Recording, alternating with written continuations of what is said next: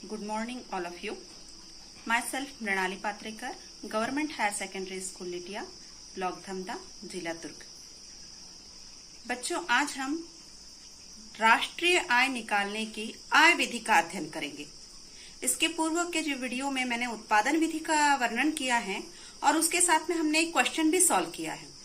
तो आज आय विधि को देखते हैं, क्योंकि राष्ट्रीय आय की जो 3 विधियां हैं राष्ट्रीय आय ज्ञात करने की, उत्पादन विधि, आय विधि और साथ ही व्यय विधि। तो आज हम आय विधि पर विस्तृत चर्चा करेंगे। देखिए, आय के बारे में हम जानते हैं, व्यक्ति जो कार्य कर रहा है वो मौद्रिक क्रियाओं को ध्यान में रखते हुए मुद्रा अर्जन के लिए कार्य कर रहा है। मतलब आर्थिक क्रियाओं के माध्यम से वह क्या कर रहा है, मुद्रा का अर्जन कर रहा है, धन कमा रहा है। और धन जो है वो उत्पादन के साधन, उनके जो स्वामियों को अलग अलग प्रकार से उसका धन का वितरण किया जाता है, यानी उन्हें धन प्राप्त होता है। तो उन सारी क्रियाओं को यहाँ पे शामिल किया जाएगा। इसका विस्तृत अध्ययन मैं आपको दिखाना चाह रही हूँ, आप ध्यान देंगे। आप देख सकते हैं आय विधि के अंतर्गत आय किस प्रकार से आती है, किस माध्यम से आएगी। तो यहाँ पे 3 इसका जो महत्वपूर्ण बिंदु है जो आय को प्रभावित कर सकते हैं, यानी आय के जो साधन हुए इन माध्यम से आते हैं। तो इन महत्वपूर्ण बिंदुओं को 3 भागों में विभाजित किया गया है। फर्स्ट है आपका उत्पादन क्षेत्र का निर्धारण। इसमें उत्पादन क्षेत्र से प्राप्त जो निर्धारण आय आती है उनको जोड़ा जा सकता है। देखिए, वह उत्पादन क्षेत्र का निर्धारण यानी प्राथमिक क्षेत्र जो हमने उत्पादन विधि में विस्तृत रूप से पढ़ा है, द्वितीय क्षेत्र और तृतीय क्षेत्र। तो यहाँ से आय प्राप्त हो रही है, मतलब आय का स्रोत यहाँ से उत्पन्न हो रहा है। फिर आता है सेकंड, इस पे साधन आय का वर्गीकरण। यहाँ ध्यान देंगे आप, साधन आय का वर्गीकरण। यह साधन मतलब क्या? यह उत्पादन के साधन को प्राप्त होने वाला पारिश्रमिक, यह साधन आय होगा। यानी उत्पादन के साधन भूमि, श्रम, साहस, संगठन। तो यही जो 5 साधन जो है आपके, भूमि, श्रम, पूंजी, साहस, और इन चारों को, 5 को, साहस और संगठन जो आखिरी में आता है उसको हम एक ही में लेते हैं, क्योंकि संगठन साहसियों द्वारा ही मतलब उसमें स्थापित हो जाता है। तो इनको हम 4 रूप में जानते हैं। जब यहाँ उनके स्वामियों को बंटवारा होता है यानी पारिश्रमिक प्रदान किया जाता है, तो 4 भाग हम उसको मानते हैं। आपका हो गया भूमि, श्रम, पूंजी और साहस। तो इन्हीं को जो आय प्राप्त होती है, यानी इनके स्वामियों को जो आय प्राप्त हो रही, पारिश्रमिक प्राप्त हो रहा है, उनका वर्गीकरण। फिर उसके बाद है आपका साधन आय का अनुमान, यानी जो आय प्राप्त हो रही है किन किन माध्यमों से, अन्य साधनों से प्राप्त हो रही है, उनका अनुमान लगा के आपकी आय विधि निकाली जा सकती है। मोस्टली आपकी आय विधि पूरी इन क्रियाओं पर आधारित है, यानी साधन आय के वर्गीकरण पर। यानी इसको हमको बहुत अच्छे से अध्ययन करना है। लेकिन ये बहुत ही सरल चीज है जो हमेशा आप देखते हैं। देखिए, व्यक्ति के पास जो आ रहा है खर्च करने के लिए, जो हम कमा रहे हैं, वो सारी चीजें क्या हो गए, आय। यानी आय का साधन, इनकम का सोर्स कहाँ कहाँ से व्यक्ति के पास आ रहा है, किन व्यक्ति को किस रूप में मिल रहा है, वही आपके साधन आय वर्गीकरण है। और उनको सबको यदि हम जोड़ देते हैं तो वो बन गया हमारा आय विधि। मतलब क्लियर हो रहा होगा। देखिए, उत्पादन में प्रोडक्शन आ रहा है, कहाँ कहाँ से कितना हो रहा है, वस्तुओं का आ गया, उसमें निर्माण हो गया, हमने उसमें सारी चीजें पढ़ी हैं। वहां पे हमने घरेलू उत्पाद देखा, हमने राष्ट्रीय उत्पाद देखा। लेकिन यहाँ जो है व्यक्ति जो कार्य कर रहा है, यानी सोर्स ऑफ इनकम किस प्रकार से उसके पास आ रही है, उन चीजों को हम जोड़ रहे हैं।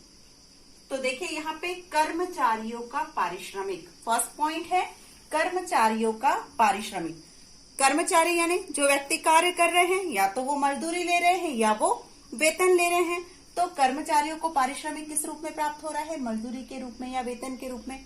तो यदि आपके प्रश्न में कर्मचारियों का पारिश्रमिक दिया तब भी इसको ऐड करना है, मजदूरी दी तब भी, वेतन दिया तब भी।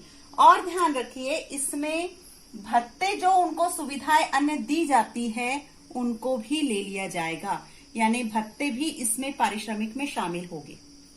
साथ ही साथ एक और चीज होती है, सेवानिवृत्त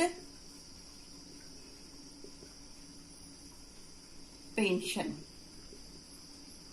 सेवानिवृत्त पेंशन, यानी यदि कोई वीआर ले लेता है, अभी उसका कार्यकाल खत्म नहीं हुआ है, रिटायरमेंट नहीं, वृद्धावस्था पेंशन नहीं है ये, वृद्धावस्था पेंशन को हम आय विधि में शामिल नहीं करेंगे, लेकिन सेवानिवृत्त पेंशन है उसको यहाँ पर हम शामिल करेंगे, वो भी इसी पारिश्रमिक का एक हिस्सा आ जाएगा।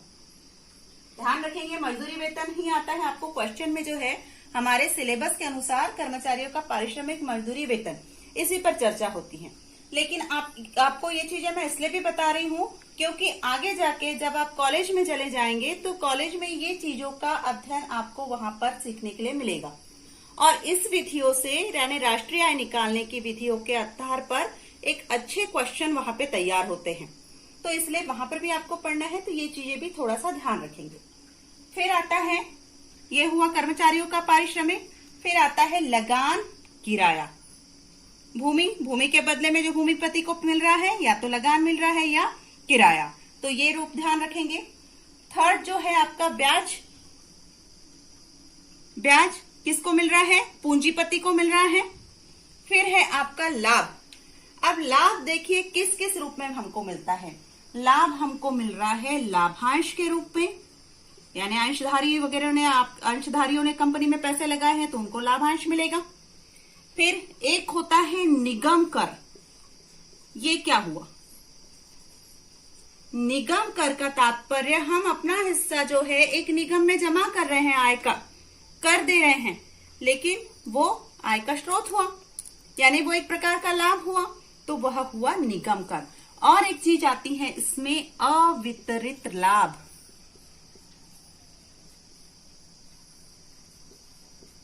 अवितरित लाभ क्या हुआ, जब किसी कंपनी में लाभ ज्यादा होता है तो लाभ का कुछ हिस्सा या प्रायः जो लाभ होता है उसका लाभ का कुछ हिस्सा जो है भविष्य का दृष्टिकोण में ध्यान में रखते हुए कुछ लाभ का हिस्सा जमा कर लिया जाता है, जो नहीं बांटा जाता, जबकि लाभ है वो, तो उस लाभ को भी, अवितरित लाभ को भी हम आय विधि में जोड़ेंगे। यानी ये चीजें देखिए, लाभ के अंतर्गत आ गया आपका लाभांश, निगम कर, अवितरित लाभ, ये तीनों चीजें आपके लाभ के अंतर्गत आ जाएगी।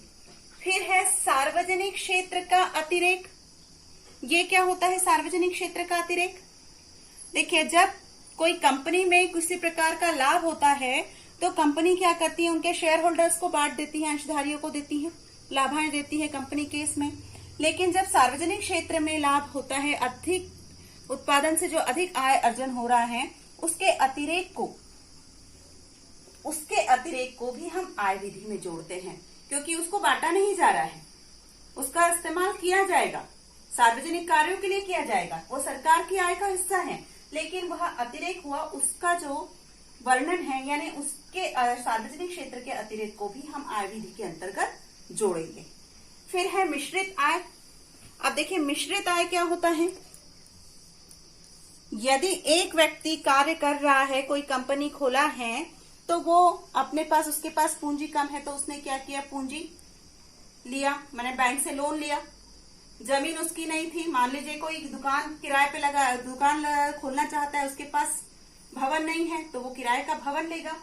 लेकिन अब देखिए मिश्रित आय में क्या हो गया, ऐसा व्यक्ति जो खुद की जमीन पे कार्य कर रहा है, यानी भवन भी उसका खुद का है तो किराया उसी को कहीं देना नहीं है, पूंजी उसकी स्वयं की लगी हुई है, यानी अन्य साधनों को जो हमने अलग अलग बांटते हैं, हम उनसे प्राप्त हो रहा है, ब्याज वगैरह, ब्याज देने की आवश्यकता है, पूंजी स्वयं की है तो कोई ब्याज प्राप्त नहीं हो रहा है उस पर। तो इस प्रकार से अन्य सारी सुविधाएं जिसकी आवश्यकता होती है वो सब वह स्वयं अर्जित कर रहा है, यानी स्वयं उसका मिश्रित आय में स्वयं वो सारी चीजों का इस्तेमाल कर रहा है, अपने पास की, स्वयं के पास की, तो ऐसी आय को क्या कहेंगे, हम मिश्रित आय कहेंगे। तो मिश्रित आय भी आय विधि में जोड़ी जाएगी क्योंकि ये स्वयं का हो रहा है उसका। फिर स्व उपभोग की आय। अब देखिए स्व उपभोग की आय से हम तात्पर्य समझ सकते हैं, यदि किसी चीज का उत्पादन किया जाता है तो उत्पादित वस्तु का पूरा मार्केट में हम बेचने के लिए नहीं निकालते। एग्जाम्पल के तौर पे आप कृषक देख लीजिए, कृषक वर्ग जब अनाज उत्पन्न करता है तो पूरा के पूरा गेहूं या पूरा के पूरा धान जो है वो मार्केट में नहीं बेच देगा, वो कुछ हिस्सा अपने स्वयं के उपभोग के लिए रखेगा, क्योंकि उसे भी आवश्यकता है, उसके परिवार के लिए आवश्यकता है। तो इस प्रकार जो स्व उपभोग के लिए आय जो प्राप्त हो रही है, यानी उसका मौद्रिक मूल्य जो है वो कहलाएगा स्व उपभोग की आय। फिर विदेशों से प्राप्त शुद्ध आय, विदेशों से प्राप्त शुद्ध आय, यहां हमने देखिए उत्पादन विधि के समय भी मैंने एक चीज बताई, देश का सामान्य नागरिक राष्ट्रीय आय के लिए एक जरूरी उसकी परिभाषा में ही हमने देखा कि उसकी जो शर्त है वो एक देश का सामान्य निवासी होना चाहिए, एक लेखा वर्ष होना चाहिए और अर्जित कारक आय। तो ये सारे अर्जित कारक आय हैं। अब विदेशों से प्राप्त शुद्ध आय मतलब यदि हमारे देश का निवासी है लेकिन वो विदेश के का कार्य कर रहा है तो उससे जो आय प्राप्त हो रही है वो विदेशों से प्राप्त शुद्ध आय को भी हम इसमें शामिल करेंगे, क्योंकि वो हमारे देश का नागरिक है, हमारा सामान्य निवासी है, भारत का निवासी है। तो भारत का निवासी चाहे वो विदेश में रह के कार्य कर रहा है, चाहे यहाँ रह के विदेश का कार्य कर रहा है, तो उससे जो प्राप्त आय होगी वो आपकी आय विधि में प्लस कर दी जाएगी। तो इस प्रकार इन सभी आयों के जिस प्रकार से आपके क्वेश्चन में दिया है उनको हम जोड़ेंगे तो क्या निकल आएगी आपकी आय विधि की। ये आय विधि से राष्ट्रीय आय निकलेगी। ये सारी आय विधि की मदे हैं। तो ये महत्वपूर्ण मदे हैं। हालांकि आपके जो क्वेश्चंस दिए हैं उन क्वेश्चंस में इतनी सारी मदों का उल्लेख नहीं है, नॉर्मल कुछ चीजों का मदों का वर्णन है, लेकिन क्वेश्चन जो दिया रहता है उसमें व्यय विधि की भी कुछ मदे हैं, आपकी आय विधि की भी कुछ मदे हैं, कुछ उत्पादन विधि की भी मदे डाल दी जा सकती हैं। अब पहचान आपको करना है कि आय विधि की मद क्या है, व्यय विधि की मद क्या है और बाकी मद क्या है। तो आपको परिचित होना है। यदि प्रश्न में पूछा है आय विधि से राष्ट्रीय आय निकालिए, तो आय विधि की मदे आपके सामने है, इनको आपको पहचानना है। जहां से आय के स्रोत बन रहे हैं, आय प्राप्त हो रही है, हमारे पास आ रहा है, तो वो है आय विधि। तो इस प्रकार से इस विधि का आपके इसमें पूरा जिक्र किया गया है और इसी विधि पर आधारित साधन आय के वर्गीकरण पर आधारित न्यूमेरिकल क्वेश्चन भी दिए हैं। देखिए क्वेश्चन हमने लिया है, एक एग्जाम्पल क्वेश्चन हम लेते हैं।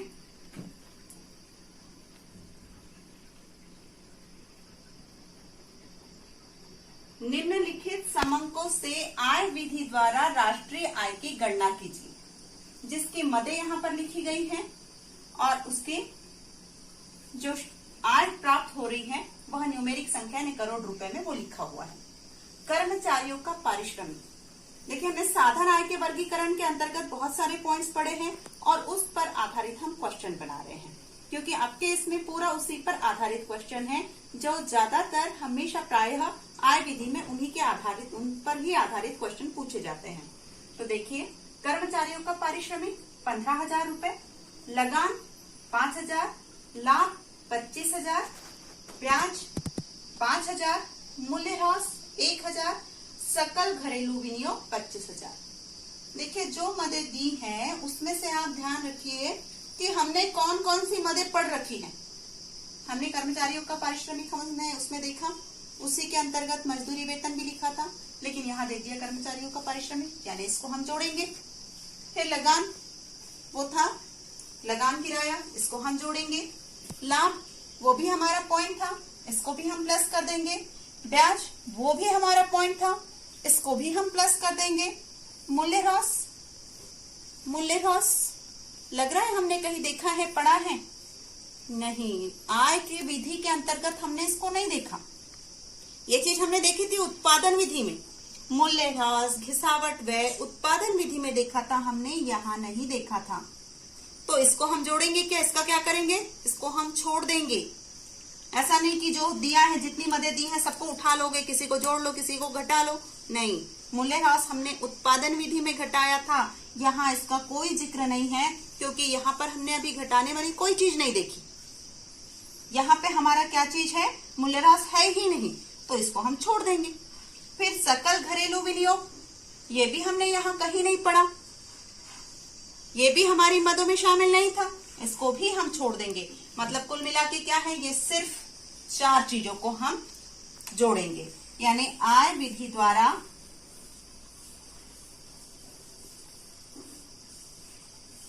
यदि राष्ट्रीय आय निकालनी है तो क्या बन गया हमारा फॉर्मूला, क्या बन गया, इसमें आपका जुड़ जाएगा क्या क्या दिया है, कर्मचारियों का पारिश्रमिक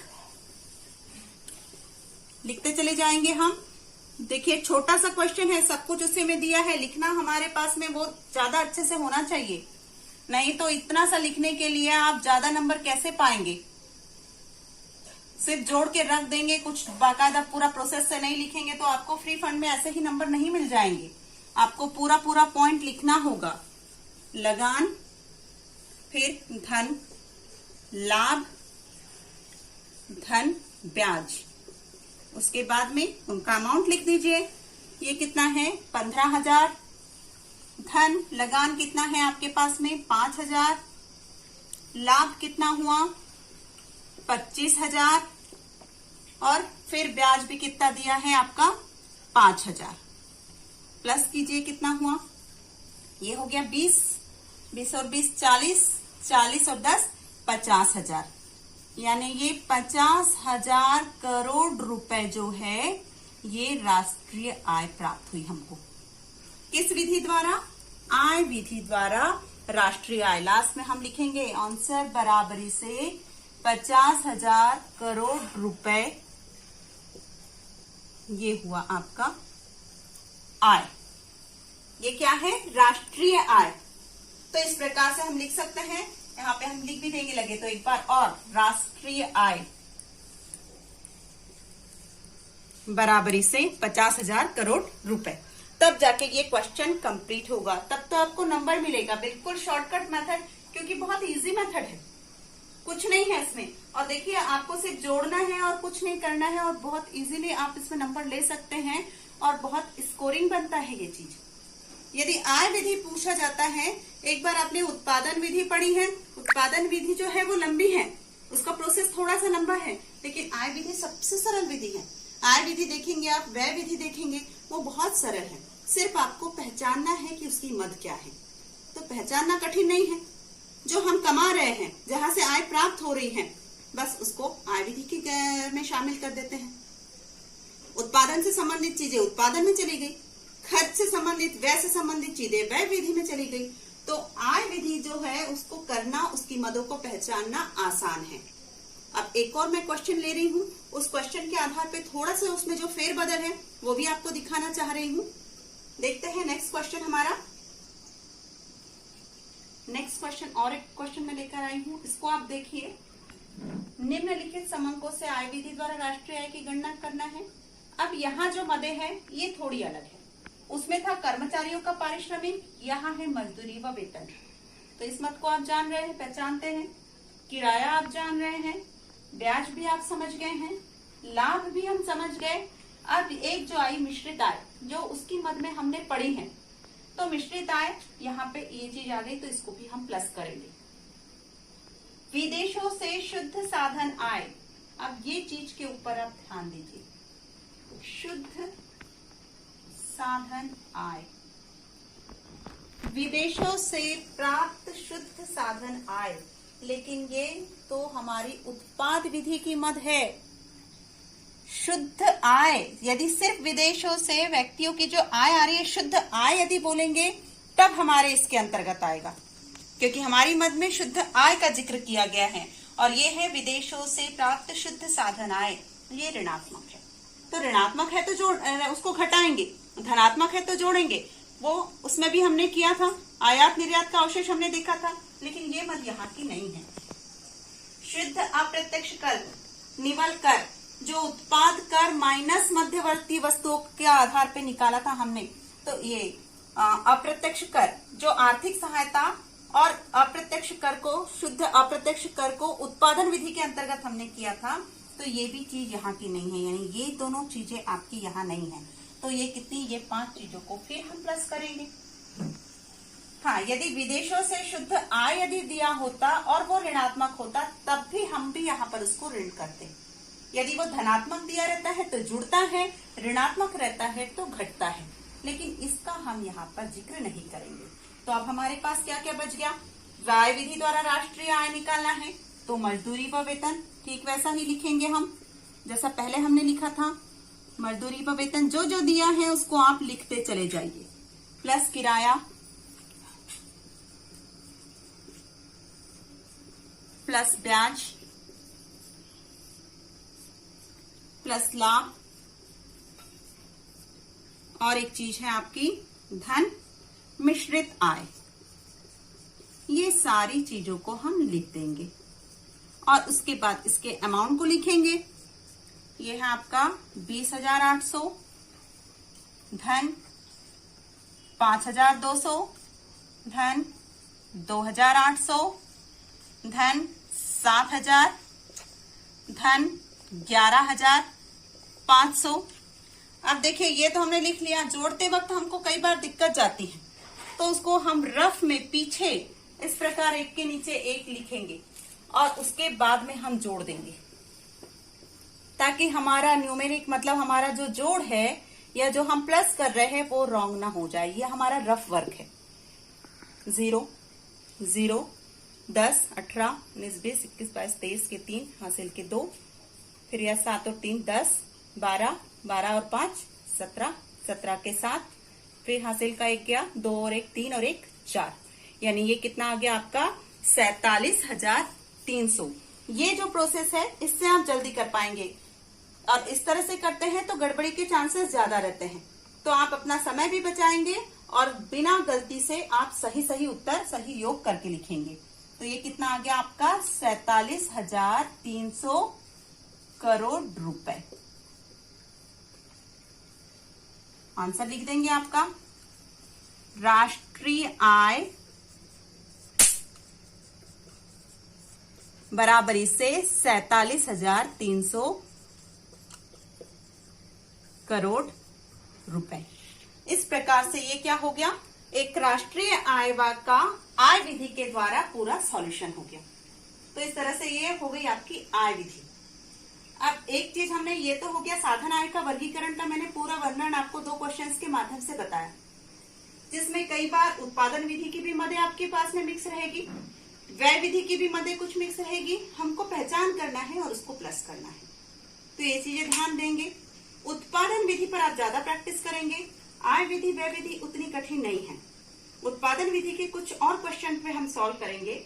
अब यहाँ पर एक तीसरी चीज और रह गई। एक तो हमने उत्पादन का वर्गीकरण देखा, फिर साधन आय का वर्गीकरण देखा, फिर साधन आय का अनुमान। इसके बारे में मैं थोड़ा सा बताना चाहूंगी आपको। आप देख सकते हैं साधन आय का वर्गीकरण, जो हमारा तीसरा पोर्शन है, साधन आय का अनुमान। तो इसके बारे में देखिए, साधन आय का अनुमान किस प्रकार से लगाया जाना है। तो अनुमान के लिए देखिए, जितने भी उद्यमी हैं, उद्यमी किस प्रकार से साधन का उपयोग कर रहे हैं, उनके पास में साधन कैसे आए हैं, उन सबकी साधन की मात्रा और उनकी साधन की कीमत, इसका गुणा कर लेंगे तो साधन आय का अनुमान लग जाएगा। इसमें प्रत्येक क्षेत्र के जो उद्यमी हो जाएंगे, उनके माध्यम से इनके आधार पर उसकी आय का उल्लेख यहाँ पर हमको मिल जाएगा। और एक चीज है यहाँ पर महत्वपूर्ण चीज है कि इसमें हस्तांतरित भुगतान जो है वो शामिल नहीं किया जाता। अब हस्तांतरित भुगतान क्या है? हस्तांतरित भुगतान को हम कह सकते हैं कि जैसे पेंशन है, छात्रवृत्ति है, पेंशन दी जा रही है, छात्रवृत्ति है। अब यहाँ देखिए पेंशन कौन सी है? वृद्धावस्था पेंशन। वहां पर भी हमने पेंशन का जिक्र किया था, वो सेवानिवृत्त पेंशन। तो ये पेंशन, छात्रवृत्ति, ये जो है एग्जाम्पल के तौर पे ये हस्तांतरित भुगतान में शामिल नहीं होगी। तो इसको ध्यान देंगे कि ये हस्तांतरित भुगतान शामिल नहीं होगी। इसके साथ में और क्या आ सकता है? पेंशन, छात्रवृत्ति, और क्या अन्य भत्तों में हमारा आता है बेरोजगारी भत्ता,